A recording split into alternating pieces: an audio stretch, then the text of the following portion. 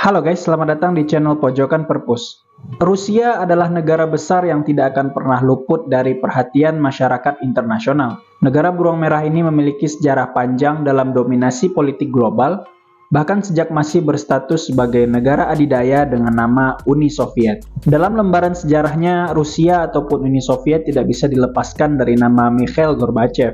Tokoh inilah yang bertanggung jawab atas terciptanya perubahan haluan politik Uni Soviet dan dampak signifikan yang ditimbulkan setelahnya. Pada 30 Agustus 2022 lalu, Gorbachev mengembuskan nafas terakhirnya di usia 91 tahun. Pria yang disebut-sebut menjadi inspirasi karakter Gorosei di serial One Piece ini meninggal karena sakit. Kematian Gorbachev mengundang reaksi dari berbagai pemimpin dunia. Sekjen PBB Antonio Guterres dalam cuitan Twitternya memuji Gorbachev sebagai pengubah alur sejarah.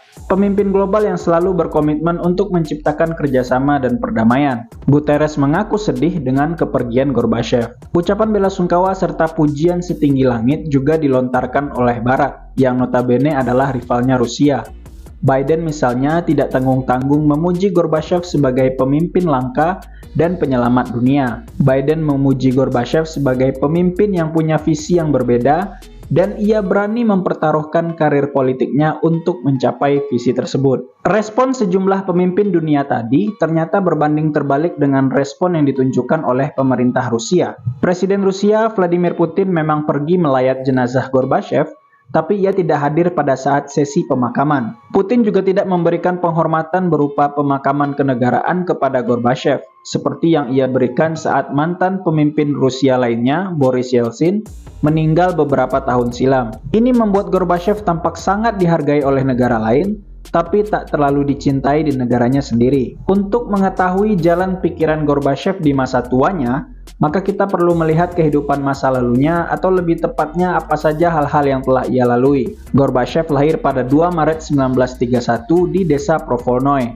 yang terletak di sebuah provinsi perbatasan di bagian barat Uni Soviet bernama Stavropol. Gorbachev berasal dari keluarga beretnis campuran. Ayahnya berasal dari keluarga etnis Rusia, sementara ibunya berasal dari etnis Ukraina. Ini terjadi karena desa Provolnoe kala itu dihuni oleh etnis Rusia dan etnis Ukraina dengan komposisi penduduk yang hampir sama. Orang tua Gorbachev berprofesi sebagai petani dan kehidupan mereka dapat dikatakan tergolong miskin. Saat Gorbachev masih kanak-kanak, rakyat Uni Soviet hidup di bawah kepemimpinan Joseph Stalin. Saat itu, Stalin tengah menjalankan program kolektivisasi massal di daerah-daerah pedesaan, di mana pemerintah mengonsolidasi sumber daya alam berupa kepemilikan lahan, serta sumber daya manusia berupa petani dan buruh untuk menggarap pertanian bersama-sama. Intinya ada intervensi kuat dari pemerintah agar sektor pertanian dijalankan bersama-sama dan hasilnya pun akan dinikmati secara bersama-sama. Ini sesuai dengan cita-cita sosialis yang menekankan prinsip satu untuk semua.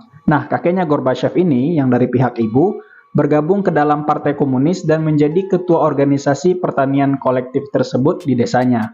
Namun sektor pertanian kolektif itu nyatanya tidak mampu menghindarkan Uni Soviet dari bencana kelaparan yang terjadi di rentang waktu 1932 sampai 1933. Jutaan orang tewas akibat bencana kelaparan ini. Tragedi tak berhenti sampai di situ. Stalin juga melakukan pembantaian besar-besaran terhadap kelompok yang dianggap berseberangan dengan pemerintah. Kakek Gorbachev masuk ke dalam target operasi pembersihan oleh Stalin ini karena ia bersimpati pada pandangan kelompok oposisi. Kakeknya Gorbachev ditangkap tahun 1934 dan dijadikan tahanan kerja paksa. Di tahun 1938, kakeknya Gorbachev dibebaskan. Ia lalu menceritakan semua penyiksaan yang dialaminya saat berada di kamp kerja paksa. Kejadian itu kemudian berpengaruh pada pandangan Gorbachev muda. Gorbachev muda adalah anak yang unggul dalam hal akademik. Ia begitu gemar membaca dan dirinya tidak pernah membatasi diri dalam memilih bacaan. Bahkan sama literatur barat pun Gorbachev tidak alergi. Selain merupakan seorang kutu buku, Gorbachev juga aktif sebagai seorang aktivis. Buktinya di tahun 1946, Gorbachev muda bergabung dengan Komsomol, organisasi sayap Partai Komunis bidang kepemudaan. Dia tidak sekedar menjadi anggota biasa, tapi dia terpilih sebagai komite Komsomol di distriknya. Gorbachev muda juga rajin membantu ayahnya bertani.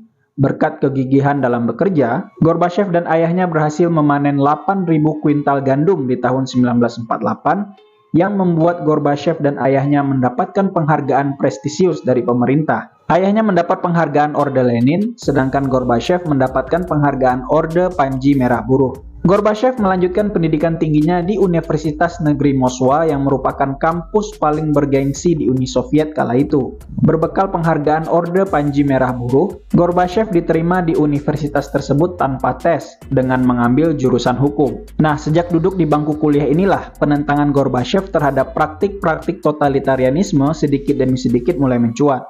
Misalnya, ia mengkritik soal salah satu norma hukum di Soviet, yaitu jika seseorang mengaku berbuat salah, maka sudah pasti dihukum bersalah. Padahal menurut Gorbachev bisa saja dia mengaku karena ditekan atau dipaksa. Gorbachev juga pernah secara publik membela mahasiswa Yahudi yang dirundung dan dikucilkan karena dituduh tidak setia kepada negara. Saat itu kampanye antisemitisme memang lagi marak-maraknya di Uni Soviet. Bagaimanapun sedikit banyaknya itu menunjukkan kalau spirit liberalisme dalam diri Gorbachev mulai bersemi. Gorbachev juga terus melanjutkan kiprahnya di tubuh Partai Komunis. Selama masih jadi mahasiswa, Gorbachev menjabat sebagai kepala komsomol di kelasnya. Lalu ia juga pernah menjabat sebagai wakil sekretaris komsomol untuk propaganda dan agitasi di Fakultas Hukum. Jadi for your information ya guys, memang pengaruh politik Uni Soviet itu sangat kental masuk ke kampus-kampus. Setelah kuliah, Gorbachev ditunjuk menjadi wakil direktur Departemen Agitasi dan Propaganda Komsomol di Stavropol, tanah kelahirannya. Lalu beberapa tahun kemudian karirnya melesat menjadi wakil kepala komsomol di Stavropol.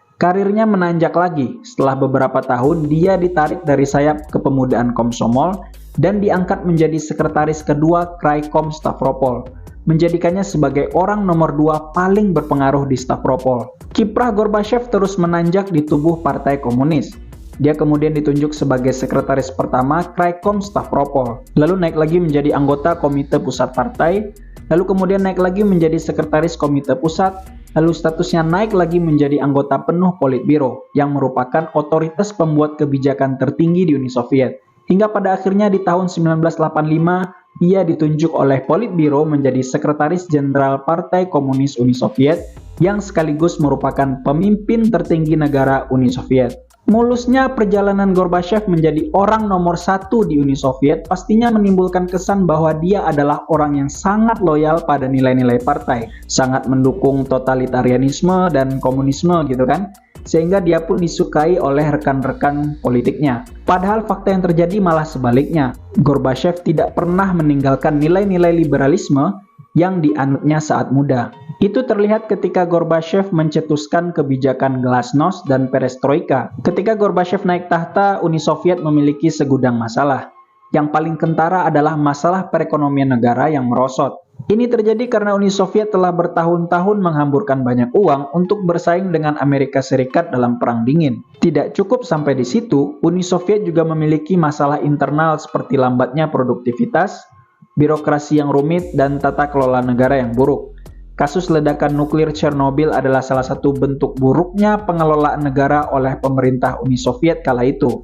Atas dasar itulah Gorbachev mencetuskan kebijakan glasnost yang berarti keterbukaan. Melalui kebijakan glasnost ini, Gorbachev mengubah pengelolaan negara dari yang sebelumnya tertutup menjadi transparan. Kebijakan glasnost juga memungkinkan rakyat Uni Soviet untuk memberikan kritik terhadap pemerintah, yang berdampak pada mulai menjamurnya kebebasan pers di Uni Soviet. Ciri khas negara liberal banget ya kan? Kebijakan glasnost dibarengi dengan kebijakan lainnya bernama perestroika. Perestroika berarti restrukturisasi atau perombakan ulang struktur ekonomi dan politik Uni Soviet yang selama ini kental dengan nilai-nilai sosialisme dan komunisme. Dari sisi ekonomi, Gorbachev mengubah sistem sentralisasi ekonomi menjadi desentralisasi ekonomi. Artinya perekonomian yang selama ini dikendalikan penuh oleh pemerintah pusat mulai dilimpahkan ke negara-negara bagian untuk dikelola secara mandiri. Gorbachev meyakini cara ini akan mendorong setiap negara bagian untuk dapat bertanggung jawab dan berinovasi dalam meningkatkan produktivitas. Gorbachev juga menghapus karakter ekonomi sosialis lainnya seperti melonggarkan kontrol harga, memudahkan impor, dan mendorong lahirnya wirausaha. Tanpa disadari, Gorbachev malah menyusupkan paham kapitalisme ke dalam negaranya. Dari sisi politik, selain yang sudah disebutkan tadi bahwa pemerintah mengizinkan rakyatnya menyampaikan kritik, Gorbachev juga merencanakan penyelenggaraan pemilu dan berniat mencabut monopoli partai atas otoritas politik. Gorbachev juga memberikan wewenang politik lebih besar bagi negara-negara bagian untuk mengatur urusannya sendiri.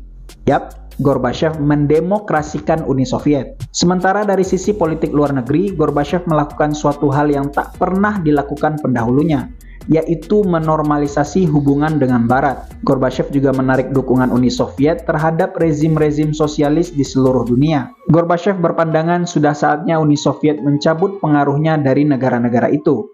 Sudah saatnya mereka berdiri di atas kaki sendiri.